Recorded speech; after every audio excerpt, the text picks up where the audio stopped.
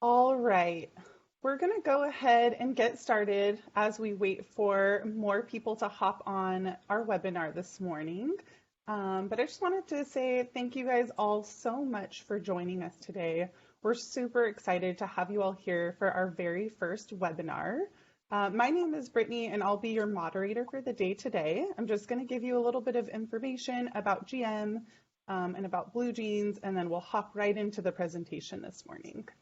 So as you all know, COVID-19, also known as the coronavirus, has greatly impacted all facets of businesses everywhere. One of those facets is the workplace, and today we're going to be talking about the return to work after COVID-19. We've developed this webinar series called Workplace for Breakfast to explore the various implications that coronavirus has had on the workplace. Over the next 3 weeks, we'll be discussing the return to work, elements of a successful work from home program, and reimagining the workplace post COVID-19. Today's webinar is hosted on behalf of GM Strategic Workplace Services Division, and we will focus on the return to the physical workplace. We'll be breaking down today's topic by covering the 3 Ps: place, processes, and people. Before we dive in, I just wanted to go over a quick notes with you all about Blue Jeans. We've already muted everyone, and we ask that you please keep your microphone muted and your video disabled throughout this webinar. If you're new to Blue Jeans, feel free to take a moment, just familiarize yourself with the features. If you do have any technical issues, you can just send me a direct message and I'll get to you as quickly as I can. If you check on the upper right-hand corner, you'll notice a chat feature. And if you click on that, you will see, looks like a few people have already dropped messages in the chat. As we're doing this presentation and you come up with questions, drop them in here. I'll be monitoring questions throughout this entire webinar. And at the very end, we're going to do a live Q&A session where I'll be selecting a couple questions and then we'll be answering those for you. Again, you can also direct message me if you need to. We love questions. We really want this to be super interactive and engaging for you all. So again, we welcome questions. There is a slight chance that this webinar will go over the 45 minutes. So if for some reason you have to hop off, we will be recording today's webinar and it will be available to you all after the presentation is over. All right, so let's go ahead and I'm going to share just a little bit of information to those of you who may be unfamiliar with GM and our speakers, Jenny and Megan. So, all right, so many of you already know who GM is, but for those of you who don't know, GM is a woman-owned, vertically integrated, full-service and licensed Herman Miller dealership. And our mission is to help customers elevate the workplace by creating exciting workspaces that promote health, happiness, and higher performance. Last year, in 2018, with the help of today's hosts, Jenny and Megan, we launched our Strategic Workplace Services Division, also known as SWS, because we wanted to offer clients real data to make informed decisions throughout their workplace transformations and ongoing occupancy. SWS takes a research-based approach to workplace design planning, and their mission is to elevate the workplace into a strategic business tool that enables organizations to succeed in culturally unique, inspiring, and efficient environments. Our webinar today is hosted on behalf of our SWS division, and our leaders are Jenny Durbin and Meagan Boen. So a little bit of information for you guys about our speakers today. Jenny joined GM last year as the Director of Strategic Workplace Services, and her background includes more than 20 years of progressive experience in all aspects of facilities planning, real estate, construction, relocation, and change management. She built her expertise working for Fortune 500 companies during aggressive periods of real estate growth and workplace transformation, and her experience has enabled her to develop unique design solutions that reflect the culture within the culture of her clients. Meagan has been with GM for 17 years, and she currently serves as the Vice President of Workplace Excellence. She began her career here as a designer in 2003, and from there she has taken off to build several award-winning design departments with GM. She has extensive workplace knowledge and experience in virtually every vertical market, including government, healthcare, biotech, private enterprise, education, amongst other verticals.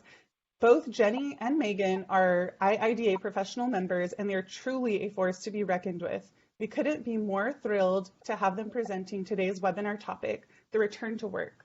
And with that, I am now going to turn the presentation over to Jenny, and let's get this thing going. Good morning, everyone. We are so excited to have you all here and to join us on this journey. And I don't use journey lightly. I feel as though it's going to be a very long conversation and an evolving conversation. And that's really what brings us to this first piece of information that we'd like to share, which is really our approach to the return to work environment. We have been partnering with Herman Miller and listening in on their conversations and research around the return to work approach. And we and I in particular really felt strongly about how they phrased it. And so what you see on the page before you is kind of a now, near, far approach. I think when we all moved so quickly into our work from home environment, we probably all thought we're just going to come right back into the workplace on a day one.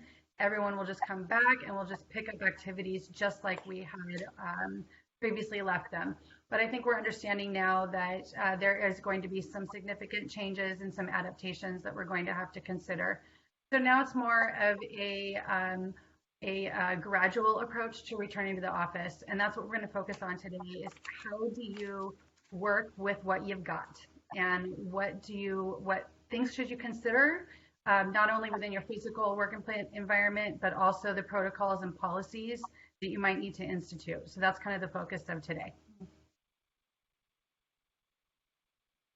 Good morning, everyone. Just very excited to have you with us as we begin this conversation. I think it's extremely timely and relevant. So in order to kick this webinar off and provide us all with greater insight, we sent out a pre-webinar survey just on Monday. So we're very pleased and really thank all of you that did take the survey because it gave us this data that you see in front of you.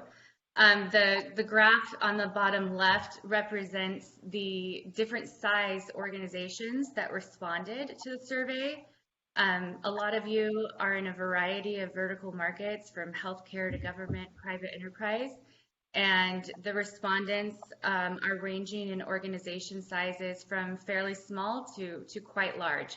So I think this is giving us a really nice cross-section across a lot of different industries, and that to me makes for a great conversation and insight into the world changing and the situation that we're in. So one of the questions we asked in that survey was whether or not your organization had a work from home program prior to COVID-19. 64% of us did not. And so obviously what we've experienced in the last month and a half to 2 months has been quite an adjustment. 36% answered yes, and there were several comments attached to that percentage that it wasn't necessarily a formal work from home program, and a lot of times it was for specific individuals or roles. It wasn't necessarily company-wide. So interestingly enough, when we asked if after COVID-19, if your organization would consider developing a work from home program or making your current program more robust, exactly 64% said, we're not sure. And to me, that's not surprising at all. I think that initially when the shelter in place order came about, our first priority was getting our workers home and getting their technology home with them and getting them set up so that they could be productive. And now I think our first priority is thinking about that phased return to work.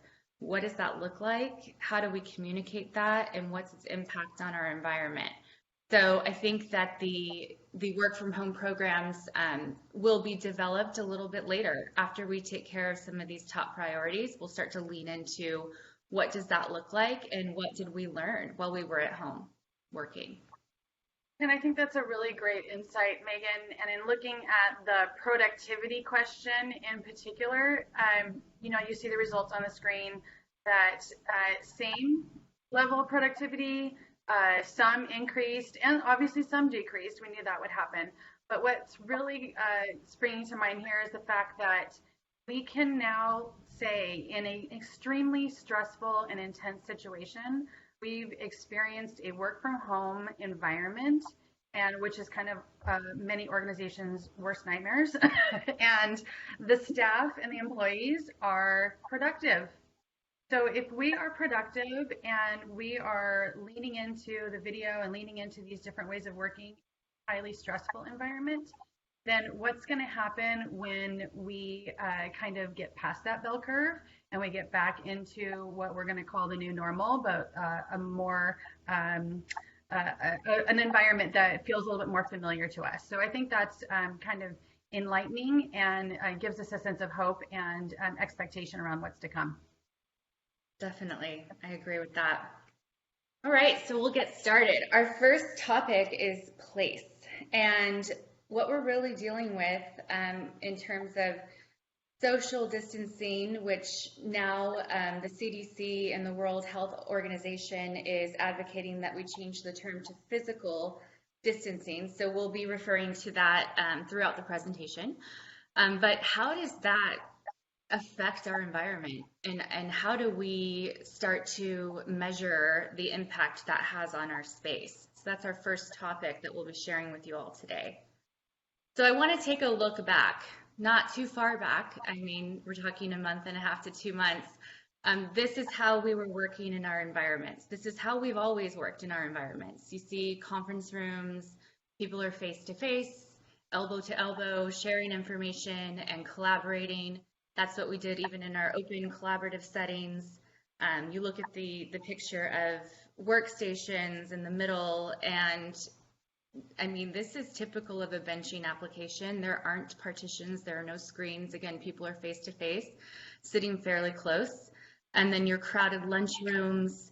And my favorite photo here is the person leaning over, touching the monitor, obviously violating social distancing because it didn't exist yet. But I mean, that's a situation I found myself in on a regular basis. When a team member would have a question, I'd commonly walk over and point to their screen, answer your question. I may even take over their mouse and keyboard to show them something. So those are all just human nature, natural behaviors and habits that we're accustomed to doing, that we've done our entire professional life, that now we need to learn a new behavior and create new habits. So this new normal concept of what the workplace will be is a term that I've been hearing across many platforms and webinars and white papers that I've been reading. And it's perfect. It's exactly what it is. We have to break habits that we've always had, and we have to start to create new habits. And it's easier said than done. Let's just be honest. And so within the workplace, we want to provide visual cues, signage, floor decals, sanitization centers, constant reminders to the employees coming back of the new behavior that they need to engage in or not engage in. We also need to develop a strong team of leaders or people that will be leading by example. And when you see something or you see a person not complying with our new methods, don't be afraid to speak up and don't be afraid to point it out. And I think all of our employees coming back to work need to expect that we know that it's human nature to walk up to someone and or think to shake their hand. And there will be people watching and helping us keep in line and also develop new habits, new healthy habits to prevent the spread of the virus. Other things that we need to consider are regulated entrances, restroom monitoring, elevator occupancy. A lot of those spaces are fairly small and tight quarters, and if there were one or two people, they may be in violation of the physical distancing. So today we really just kind of want to touch on the things that should be top of mind when you're thinking about your facility and as you think how people will be traveling through and working in this space. So let's talk about physical distancing. I know that 6 foot dimension has been with us, and we've been talking about it for quite some time. But what does that mean in terms of office layout or workstations? So we're really dealing with a 6 foot diameter, your head being in the center of that diameter. And the distance we want is 6 feet from head to head, or 6 feet from center of seat pan to center of seat pan. So when you're looking at this diagram I have here on the right, you're seeing a workstation cluster of 10 workstations, fairly small workstations. And then we have that 6 foot diameter circle.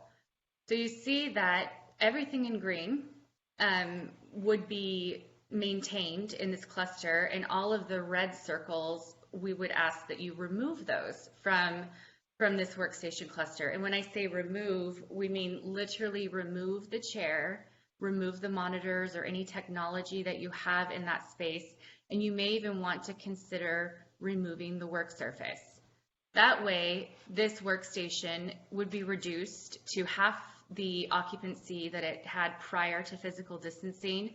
We've also staggered the placement of the seating to avoid the face-to-face application. So this is definitely something that you should consider, and some of you have quite large floor plates, so when we talk about removing the work surfaces, the chairs, and the technology, it's very difficult to monitor a expansive floor plate, and that's one way that you can ensure that people will not be sitting too closely together. The other thing that we like to talk about is this idea of a clean desk policy.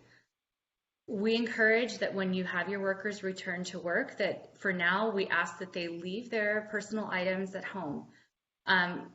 Desks, especially the small, when you start to clutter them up with personal items or non-essential business items, it makes it more difficult to clean. So if you have a night crew coming in and spraying down all of the equipment and work surfaces, or if your employees are cleaning it themselves, they're more likely to do it, and it's easier to do with the fewer things that you have on your desk. Metal, laminate, wood, glass, all of those materials are found all over office spaces, and the virus can live on those materials for multiple days at a time. So the ease of cleaning and the consistency of cleaning is very crucial to preventing the spread of the virus once we come back to work. The other thing to consider when looking at your floor plan is the height of your partitions, your panels, your screens. There may be certain areas that are higher traffic where you may consider raising the height. In looking at studies, it seems that around a 4 foot high panel would typically cover the nose and mouth of a seated individual, and a 5'7" at least panel would typically cover the nose and mouth of a standing person. So what we're starting to lean into, and I have to give Herman Miller credit here, they have formed a group that they're calling the New Normal. So it's really a platform, and it consists of strategists, designers, researchers, doctors, and they're the ones really developing this idea of that 6 foot diameter and have begun to do things like seat proximity studies. So I think that this is a great tool, and one of the most effective actions you can take now in understanding how physical distancing will affect your floor plan, your head count. It's going to let you understand how many people you can bring back and when, help you understand how you may need to relocate some of your teams. So what you're seeing here is almost 18,000 square feet. This is an average floor plate. I'd say it's densely populated with workstations.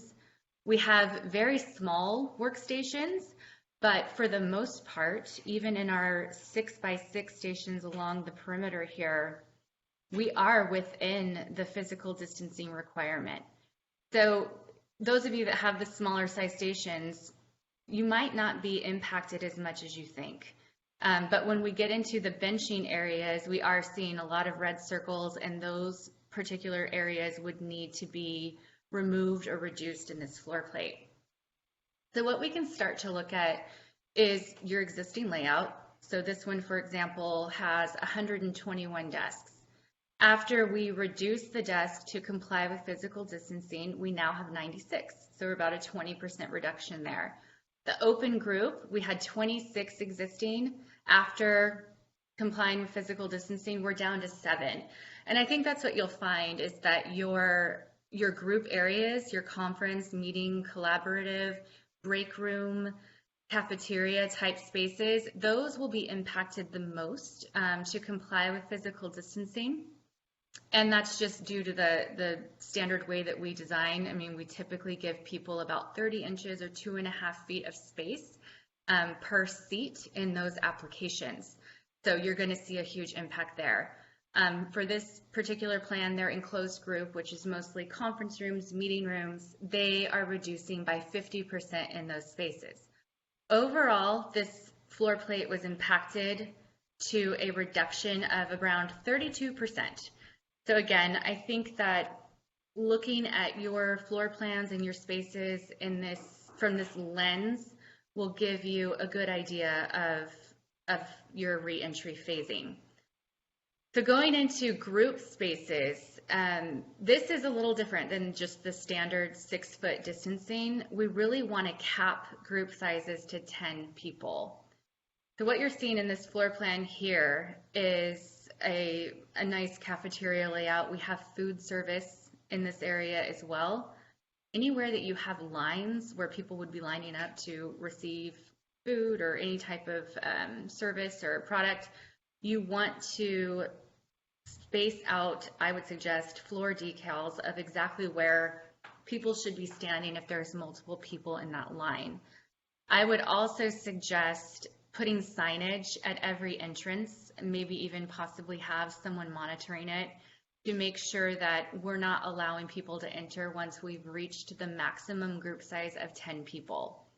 So again, these are things to consider when you're developing your plan and your processes, whether you have individuals or signage, or is it, up to the staff to control and monitor that on their own. The other thing that we would suggest is eliminating cash sales if possible, and also your office coffee maker, your water dispenser, fresh fruit, things like that, probably want to put that on hold, at least for the time being, to prevent further spread of that virus. Okay, so then looking at the seat proximity study, these are some of the things that I feel you can glean from that type of exercise. So again, when you're looking at who you're bringing back, when you're bringing them back, this will help you understand where they will be sitting and how many of those team members will be coming back. The other thing you want to look at is assigned seats versus free address. So if you currently have a free address program, meaning first come, first serve, you might want to look into assigning those permanently to individuals, but that's up to you. You'll have to weigh the pros and cons and what that does to your business, but it's definitely something I would look into. And then last but not least, this type of study will give you an idea of the number of people from each team at any given time that can re-enter the office. Another thing to consider are your conference rooms, training rooms, and focus rooms. In recent years, we've started to bring a lot more of these spaces into our environments, not only because we're collaborating more frequently, but we also need privacy on demand and areas to go to focus. So at this time, these spaces aren't large enough to house the number of seats that we have currently in the setup. So you might want to think about some of your smaller teams. Maybe you have teams of 3 or 4 people that could be set up in these spaces to work together, but still maintain the proper distance. Or given the amount of furniture that you might be removing from your floor plate, you might want to consider using some of these spaces for storage, for work surfaces, chairs, tables that are coming out of break rooms. That's another way that we could temporarily deal with the impact that this is having on our space. And then think of your focus rooms more so as maybe dedicated workspaces. They could be free address, but as long as they are cleaned properly after each use. That's just one way to think about all of your meeting rooms, conference rooms, training rooms. We also need to think about circulation paths and restrooms and elevators. So looking at this hallway here, this is a pretty generous hallway. I mean, it's at least 11 feet wide.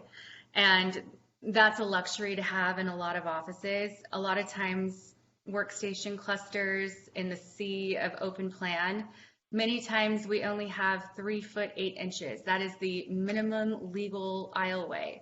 That clearly does not meet this physical distancing of 6 feet, but it should be appropriate still for one person to walk down.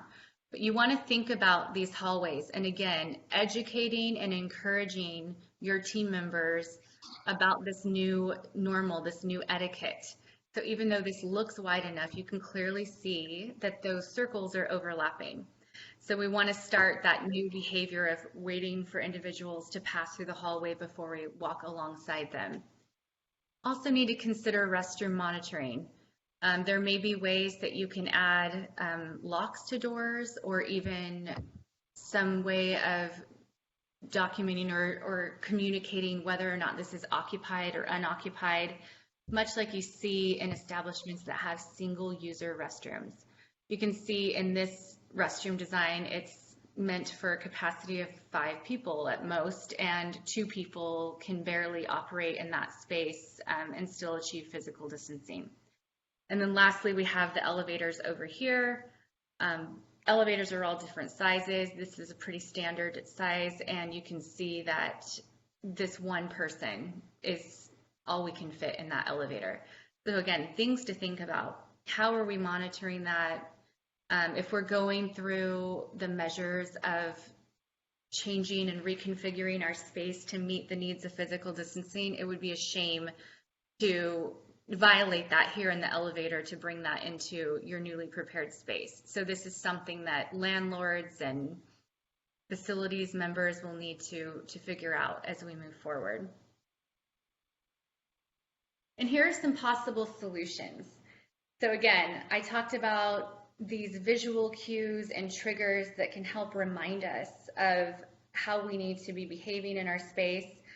And I think that given the conference rooms are not quite sized appropriately for physical distancing, there may be a need for more individual video conferencing areas for one user. And this is something that can be populated throughout your space. Or think again about those focus rooms or those 3 to 4 person conference rooms that you used in the past, dedicating that to one user for video conferencing. I still think that video conferencing will be a major part of our work life, even when we start to re-enter into the office, as some of us will still be working from home, others in the office. So we need to think about providing enough spaces for that to be productive. The other thing is these sanitization centers. These can be wall mounted, they could be freestanding, they could be positioned outside of rooms. And again, it's a reminder to clean your hands or to wipe down the area before and after use. This could also be used to distribute PPE for employees. You could have masks, gloves, things like that stored in these areas so that they never have a reason to not be protected. This strange looking thing here, this is a touchless door opener, basically, not the high-tech version. So this could be attached to the base of cabinet doors.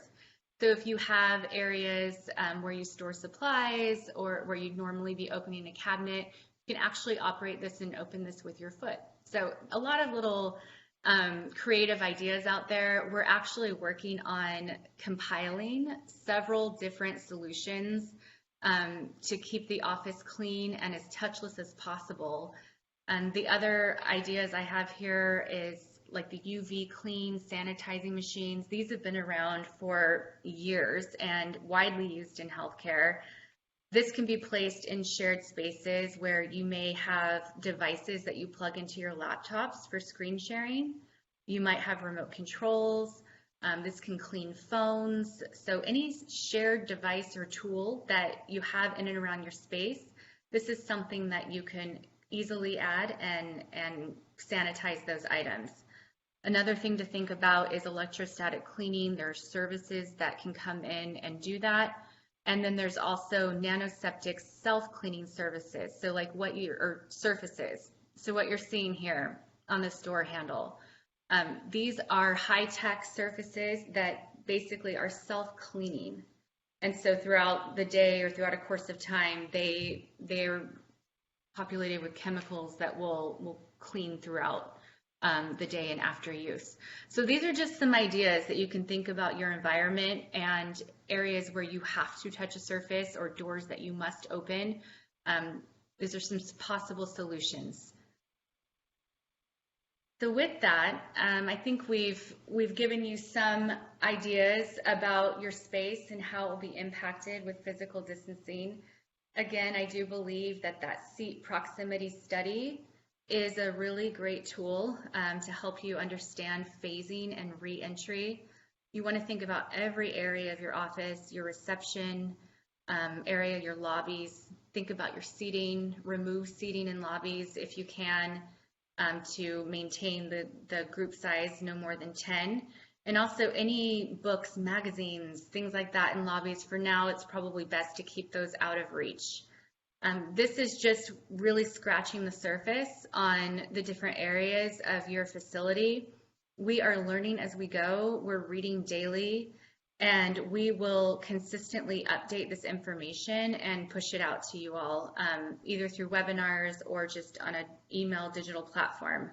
But just know that we are researching and continuously looking for new ideas and new ways to stop the spread and try to return to somewhat normalcy, new normal, if that's what we want to call it. And with that, I will go ahead and give this over to Jenny, who's going to touch on the process and how we develop teams and groups to put all of this in place.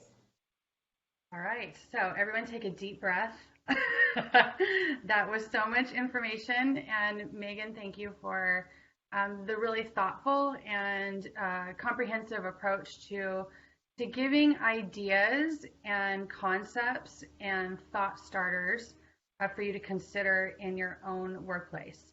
And that's really what this initial webinar and this initial discussion is about, is considering what's right for you in your organization.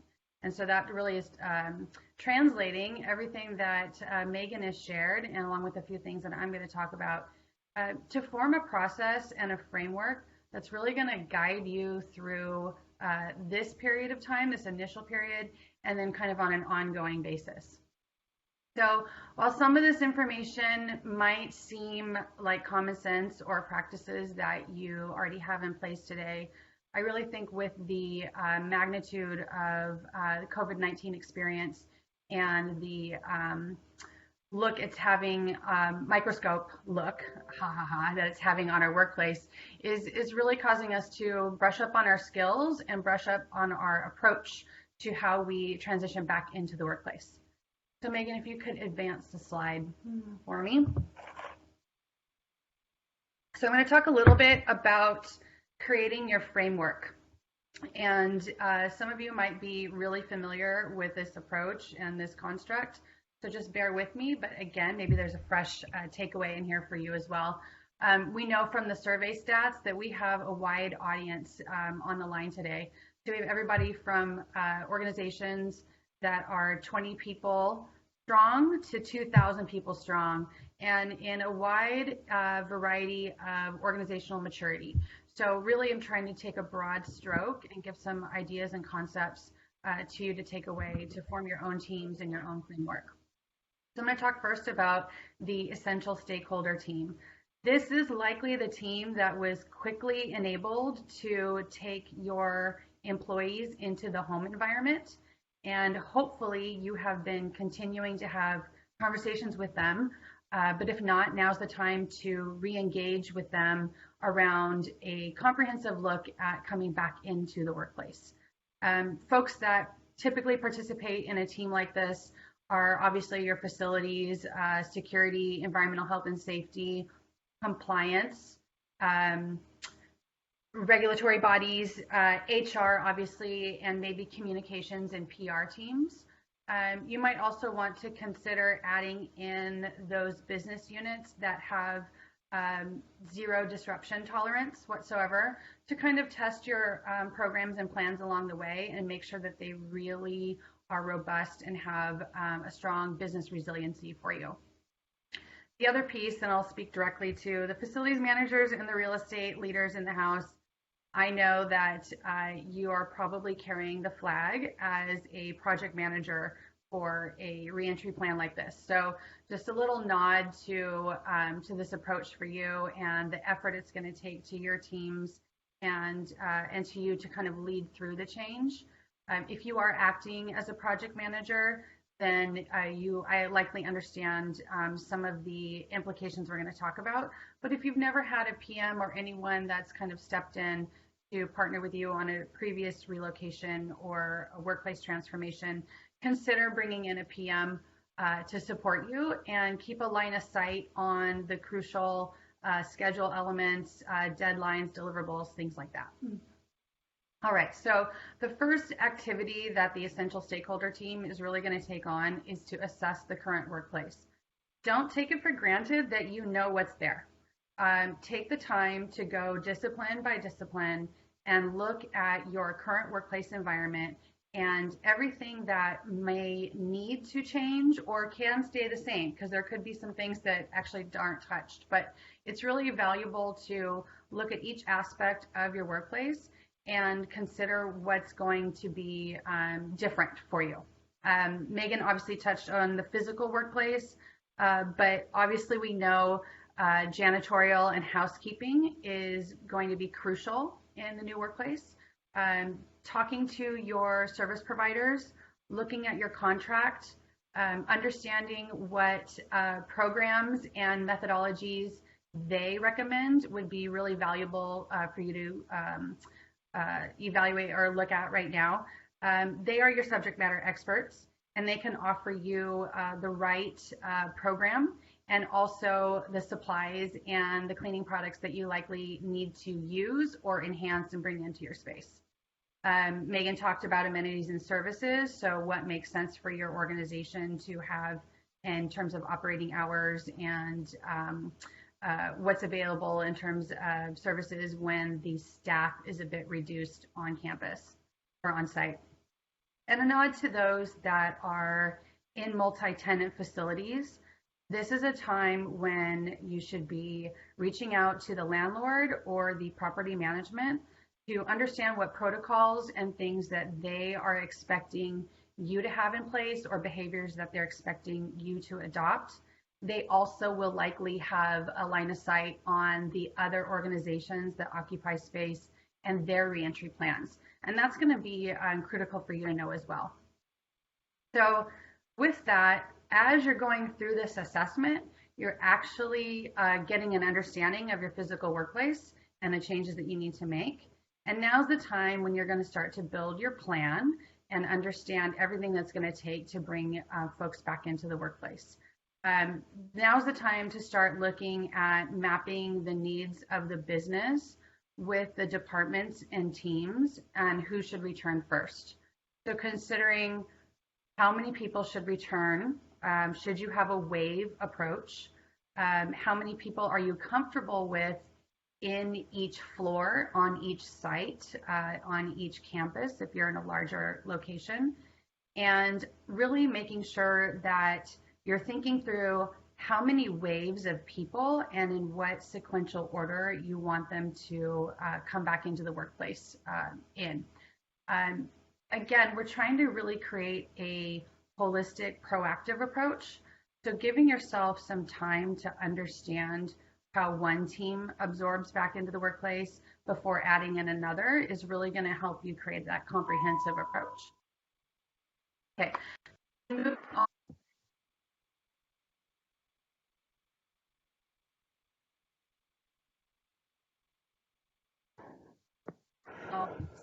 What needs to be in place before any employee returns to site. And then the last piece is, as you've kind of built this plan you've built this expertise with your stakeholder team.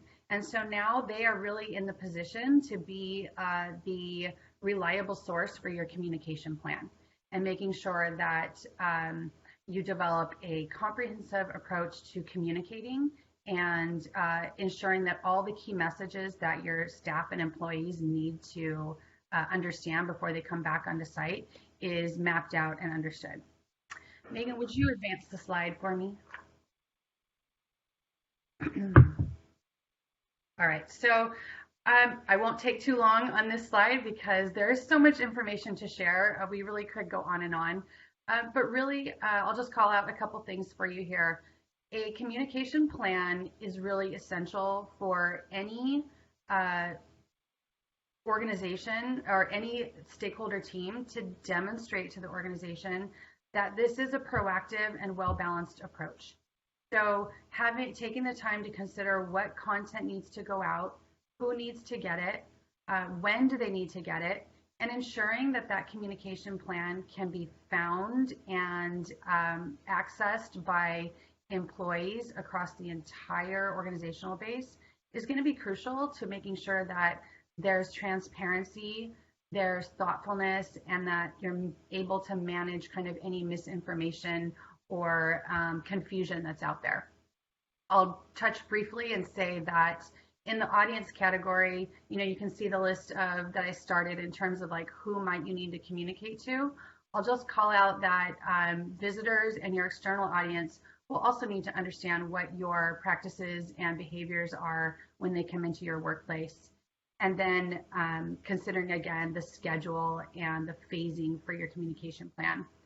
Establishing a plan like this and using it as your framework for taking each message through and then launching it is really going to be invaluable to you over the course of this next 6 months, this next year, and onward.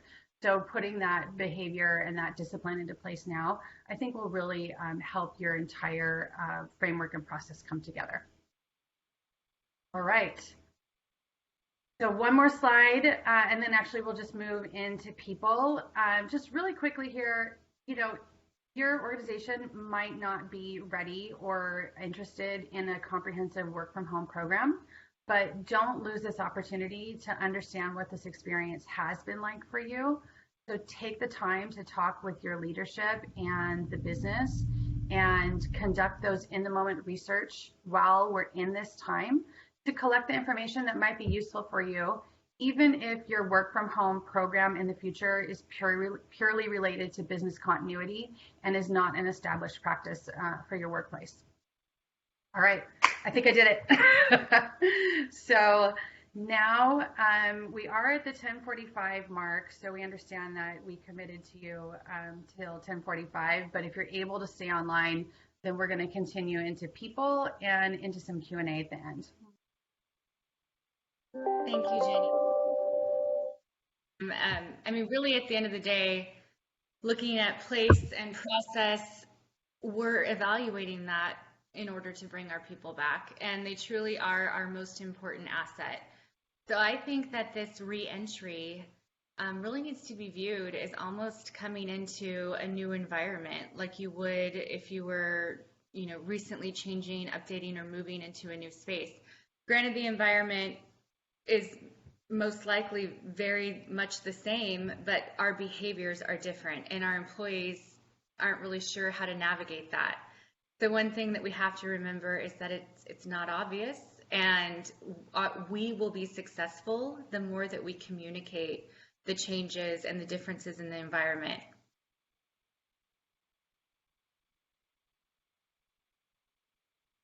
So here's a little list of things that you can start to look at when you're bringing people into the new environment and informing them about the change. And I think when we were, looking to talk about people and looking to talk about this aspect, it is a celebration. We are no longer, we are still continuing to maintain the work from home practices, but the conversation is starting to flip on how we're coming back into the workplace. So that's a celebration. That's something to get excited about. it just is likely going to be a bit more thoughtful and a little less of a open sesame than I think we would all really like to have.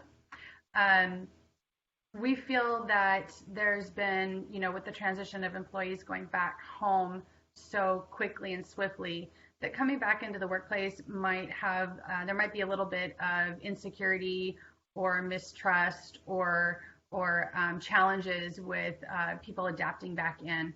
So we just decided to put together a list of things that we felt the organization might actually need to demonstrate that the workplace is designed for them, that the workplace is for them, and that they want people to belong there, and that their well-being and safety is of the utmost concern.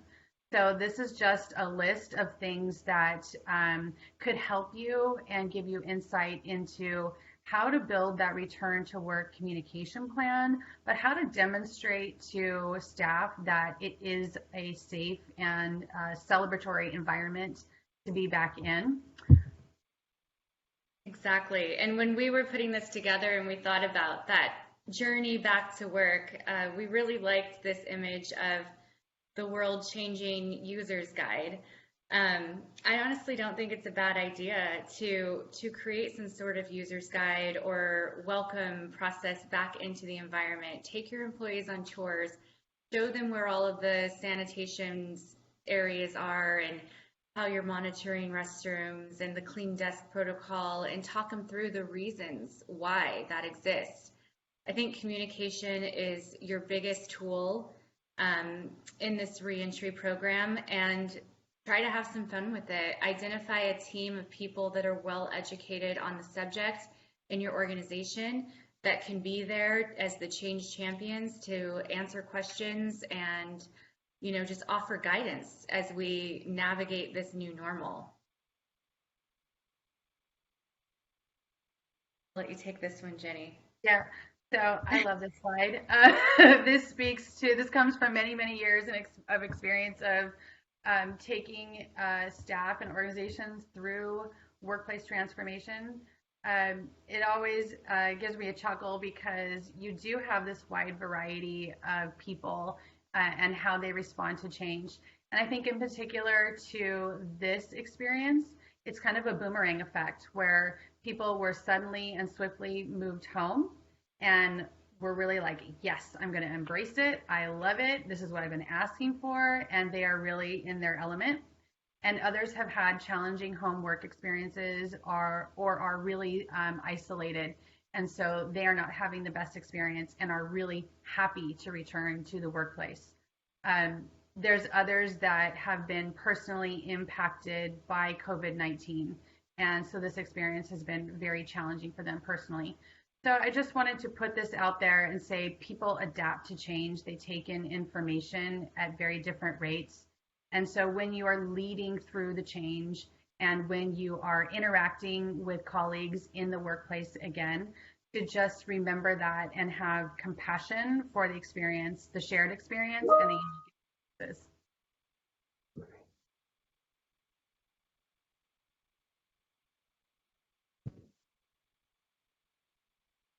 I think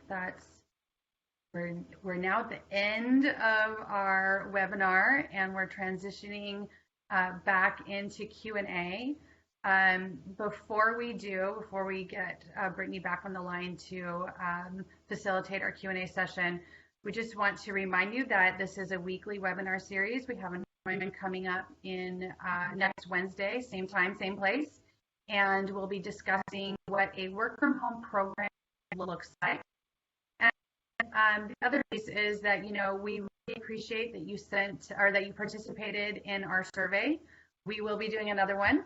But that really gives us in the moment insight, and we can tailor these conversations to you and make it a really unique and high touch conversation with you, because Megan and I, the entire GM team, are really committed to seeing your workplaces thrive and for everyone to be operating and functional and happy in the physical workplace again. Absolutely. Thank you all very much for hanging in there with us. I know we delivered a lot of content, But we're happy to answer questions at this time. And like Jenny said, the survey will be coming out. The next one that we're sending out probably tomorrow or the next day is a little bit longer, not much though. Shouldn't take you more than 5-10 minutes to answer. So we would appreciate if you could do that. It's great insight, a look into a variety of organizations and vertical markets. So we do appreciate that. And thanks again for hanging out with us today. Awesome. Can you guys hear me okay? Yes, yes. Okay. So I have been taking a note of a couple of questions. So again, if you guys have time to stick around, we'd love to have you guys here. Otherwise, we will be sending out a recorded version of this webinar.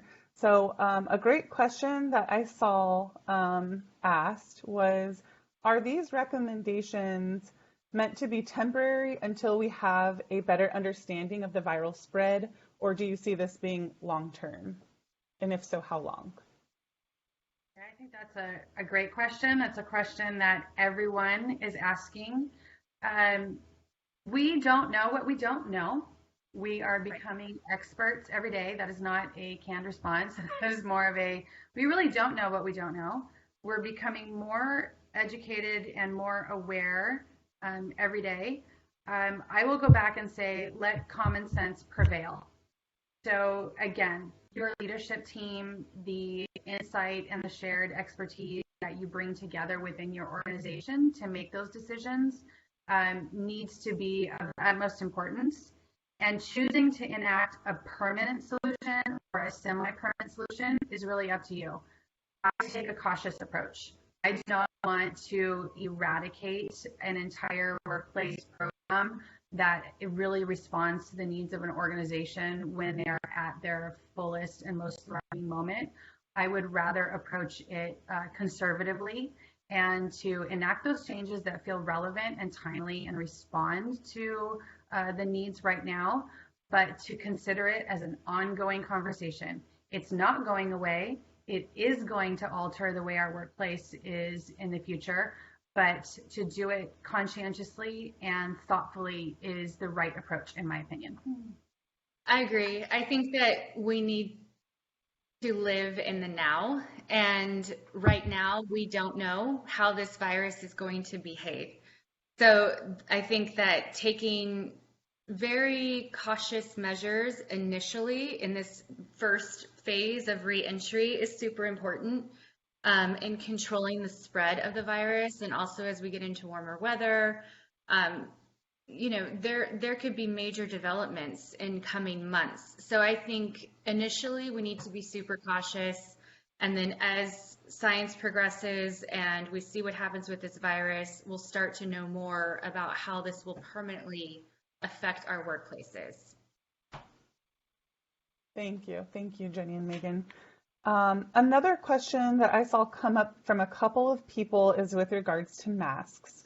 Someone said, do you see masks being worn on the return to work? And if so, for how long?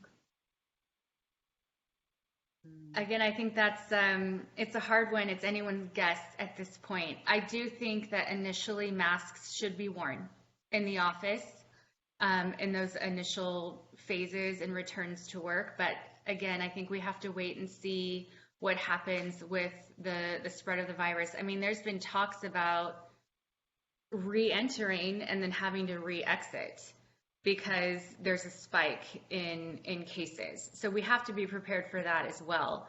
I think it's just too early to tell how long, but I do believe upon initial re-entry, masks should be worn consistently. Thank you. Jenny, did you have anything to add to that? Oh, no, carry on. Okay. Well said, Megan. Well said. Very well said. I got a question about desks. I thought this was interesting. Do you think the height adjustable desk will possibly go away or temporarily due to like the touching of the mechanisms? Do you see this being like only fixed surfaces like seated or standing? What are your thoughts?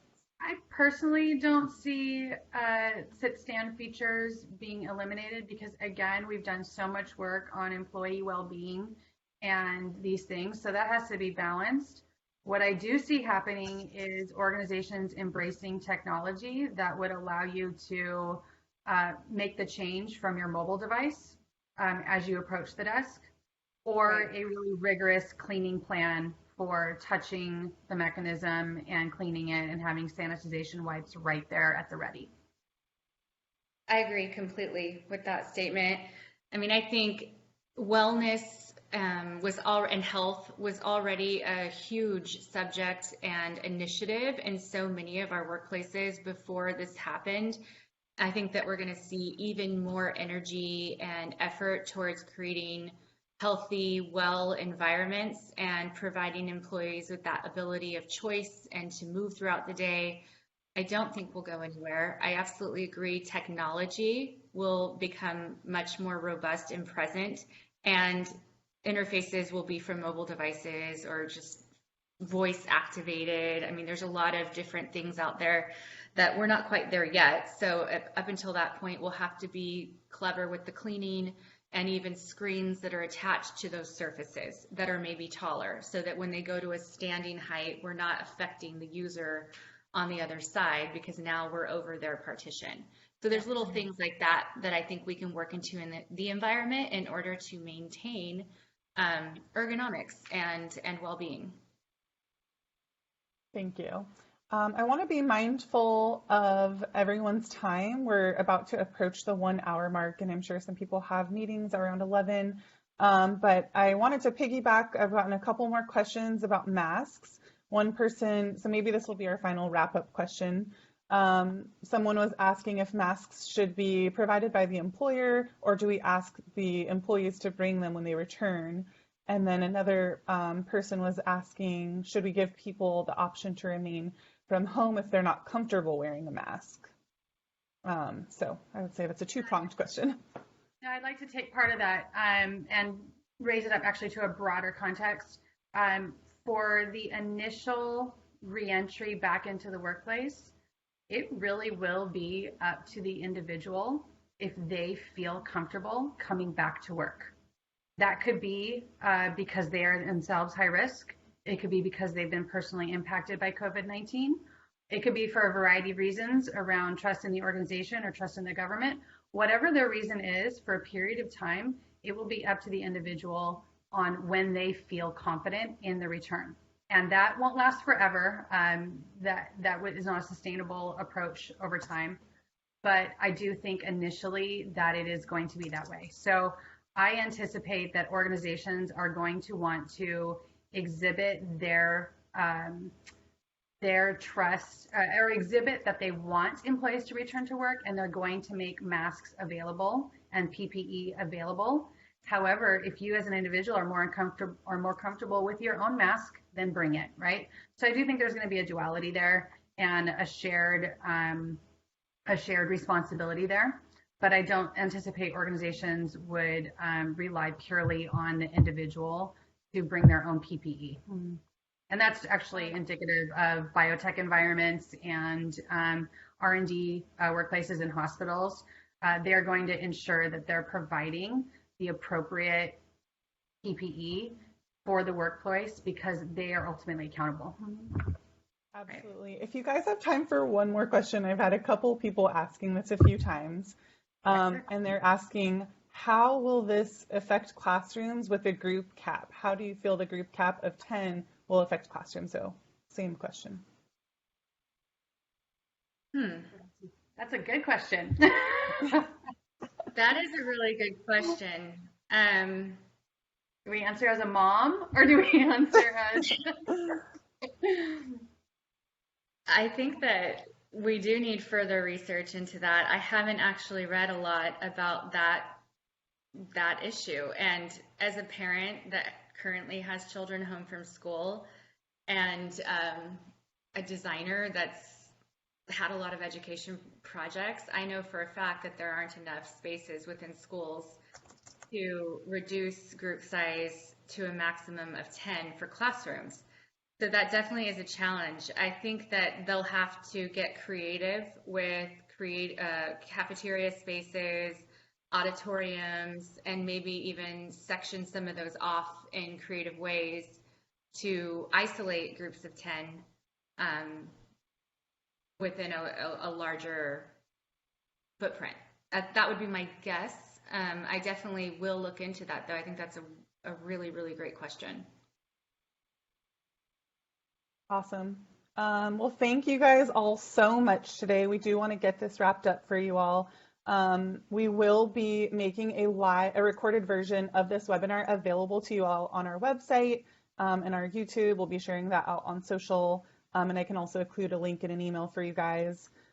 If you have any other questions, we weren't able to answer them all, but if you have any other questions that you're still curious about, you can email marketing@gmbi.net, and we will be sure to get your question answered, as well as if you have any feedback. But again, thank you all so much for your time. We're so glad you joined us, and we hope that you will join us for the next webinar on Wednesday at 10 a.m. next week, where we talk about elements of a work from home program. Thank you all very much. Thank you. Thank you all. Thank you, everyone.